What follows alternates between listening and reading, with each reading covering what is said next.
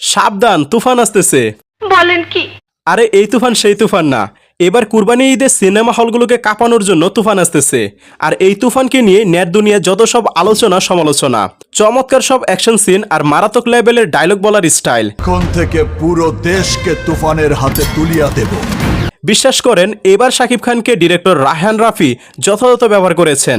অনেকেই বলতেছেন শাকিব খান কেজিএফ এনিমেল মুভির লুক ব্যবহার করেছেন। এটা কি বিশ্বাস করার মতো ঘটনা? যারা এমন কথা বলতেছেন বা এমন মন মানসিকতা নিয়ে চিন্তা করতেছেন তাদেরকে বলতেছি, জানি না কথাগুলো আপনার কাছে ভালো লাগবে কি না। একবার গুগল সার্চ করে দেখেন, ইন্ডিয়ার প্রতিটি মুভির বাজেট 100 কোটি টাকার ওপরে, যেখানে এনিমেল মুভির বাজেটই 110 কোটি টাকার মতো। কেজিএফ মুভির বাজেট 90 কোটি টাকার ওপরে, আর বাংলাদেশের শাকিব খানের তুফান মুভির বাজেট 20 কোটি টাকার মতো। সেখানে এত অল্প বাজেটে যে চমৎকার টিজার আমাদেরকে উপহার দিয়েছে, এটাই যথেষ্ট ভাই। আমি আপনাদেরকে রিকোয়েস্ট করব, তুফান মুভির 1 মিনিট 30 সেকেন্ডের টিজারটি দেখবেন, তাহলে বুঝতে পারবেন। তো ভিডিওটি যদি ভালো লাগে তাহলে অবশ্যই ভিডিওতে একটি লাইক করুন।